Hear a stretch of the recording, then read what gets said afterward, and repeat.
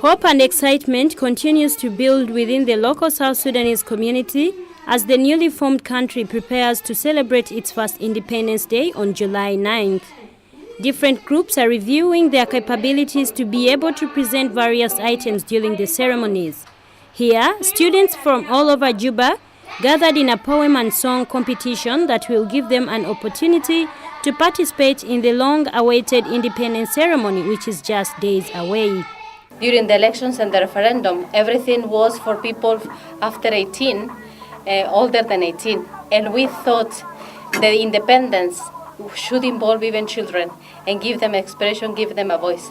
And that's why we thought of organizing competitions with all the schools and parishes and all the children in Juba on song competition, poem competition, drawing competition, and drama competition. The students presented poems and songs that talk about the independence and how it was gained. They praised matters lost during the 2-decade civil war between the North and Southern Sudan. The competition, sponsored by UNICEF and organized by a local radio station called Bakita, saw more than 100 pupils present their entries. The organizers see the competition as a chance to give children a voice and an opportunity to participate actively in this historical event. We have this exciting initiative called Sotai, My Voice, which is the first initiative with some partners like Radio Bakita and others who are facilitating spaces and strategies for raised children voices and give the platforms so these voices are heard for the policymakers and for the parents and for all the public opinion. We really trust in children's voices because they really know what's going on, what their lives went through, and they have all the expectations for this new nation to be built better for their lives. Every child gathered for the competition was given a notebook to keep a journal for the first 100 days of independence. After 100 days, children will submit their journals and a prize will be offered to those who succeed to write on their journals from July 9th to October 17th. They will write about the political situation, the economics, the religion, among others. After 100 days, the children will submit their journals, and it is from these journals that they will find out if their interests and expectations have been met by their leaders. There's so many things as Southern Sudanese we need to change after 9th July. Like education, we need our education to improve. Like health, we need our health to improve. The number one thing here which we deal with in Sudan is respect. And without respect, we really can't live and treat each other well. Like if there's no respect from starting from the streets, even to the government, then the country will not work. Like these people doing corruption, I see that they have no respect for anyone except for themselves, because they really don't care for who they're hurting or what they're doing to the country. By doing this corruption, not only are you hurting yourself, even though you may not realize, but you're also hurting your country deep down inside. For it's the money from your country which you are eating, and also the people in your country which you are hurting. Like they said, for these 100 days, just to daily, just things that I see which are wrong, or things which I think about, or anything which I want to be fixed in this land of ours, I will write it down and make sure to bring here so maybe some steps can be taken for like a process in order to try and help us and make this country a better place for all of us.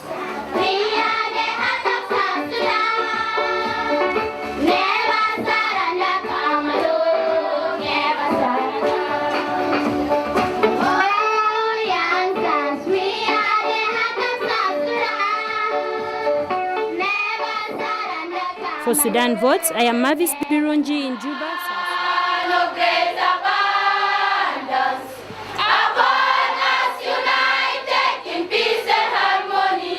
In the preparation to the much-anticipated independence of South Sudan in Juba, students from St. Teresa Primary School staged a rehearsal of the new national anthem. The anthem, entitled God Bless Our Nation, was composed from lyrics of different South Sudan poets and musicians early this year. It talks about freedom, peace, equality and prosperity, and also praises those killed during the conflict between Southern and Northern Sudan. After a series of tunes, this particular melody was chosen and approved by the Southern Council of Ministers recently. He started last week. We started singing the national anthem in the school every day. One person may go and lead the rest of the students. We'll go and stand on the stage and start singing the national anthem. Then all of us will follow. The government has just not embarked its efforts on national symbols, but has stepped up to improve structures like the airport to provide a better level of service and also be a step towards economic growth and development in the new nation. Hundreds of men are seen either carrying or assembling building materials here. These men, mostly from East Africa, are carrying out a $30 million upgrade to modernize what will be the main international airport of the soon-to-be independent South Sudan. Amkauka Moses is still fixer. We are ready to finish before that year. We have gone 3/4 of the work. Just a few days to the anticipated independence of South Sudan, the government is committed to develop the existing airport into an international licensed facility. A world-class building is expected to be ready before the 9th of July. From the airport, invited guests will proceed to John Garang Mausoleum, where a pavilion to seat them is still under construction. This is the stage where the independence of South Sudan will be declared and the flag rose. Right opposite this pavilion is where the local population will view the proceedings of the ceremony.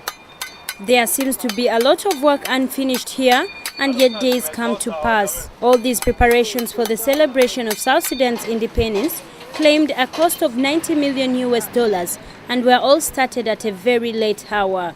The biggest worry among the locals here is that some of these structures will not last given the pace at which they have been hurried.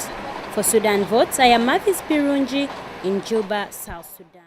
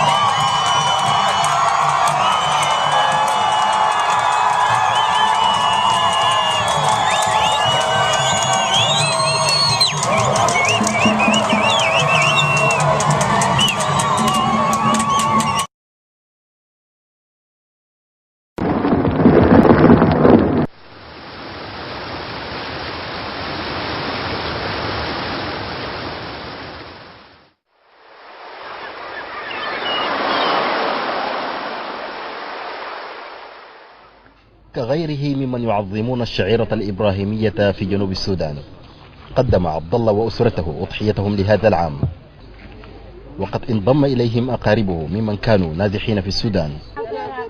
فالعيد مناسبة تشكل للجنوبيين ملتقى يتجاوز المعتقد وتسقط معه الانتماءات. يظل الناس هنا يتعايشون سلما بينهما، وحتى الآن ما زال المواطنين يتحركون فيما بينهم دون قيود. في مثل هذه الأعياد وخاصة هنالك في الحدود يعيش الناس إخوة. هو برضو الدهية ده هو مشينا عيدنا غايته عيد كويس ما بطال. بعدين احنا مشكورين شديد لأنه ما في يعني ده كده وده كده. كثيرة هي المصاعب التي تحيط بمسلمي الدولة الوليدة، فالغياب المستمر لدور مؤسساتهم الإسلامية وغلاء المعيشة جراء الجفاف الذي ضرب المنطقة وإغلاق الحدود مع السودان ضيقت على الكثيرين وحرمتهم الأضحية هذا العام.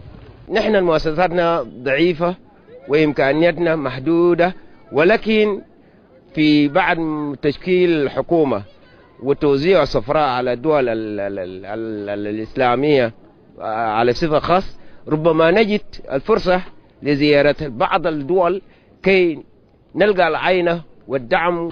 مصادفة أن يقيم مسيحيو كنيسة أويل صلواتهم ليوم الأحد متزامنة مع احتفالات المسلمين بعيد الفداء. اختلفت طقوس الاحتفال، غير أن دفق المشاعر بتعايش سلمي يظل واحدا فيما يبدو. استقبلنا أخواننا المسلمين بروح عالي جدا، وأديان كله في هذا المنطقة أديان متعايشة بصورة مرضية لكل الطرفين، ونحن أمانة الله لا عندنا تفرقة بين الأديان زي ما ورد في دستورنا. صور تعكس حالة التسامح المعيش هنا رغم الحذر على حدود الدولتين الذي ربما أثر على مستقبل هذا الاستقرار. مثلما يتعايش المسلم والمسيحي وأصحاب المعتقدات الأخرى تحت سقف واحد، فإن عيدا كهذا يمثل ملتقا لإشاعة هذا المناخ الذي يميز مناسبات جنوب السودان العقائدية والاجتماعية. هيثم ويت، الجزيرة، مدينة أويل، شمال بحر الغزال، جنوب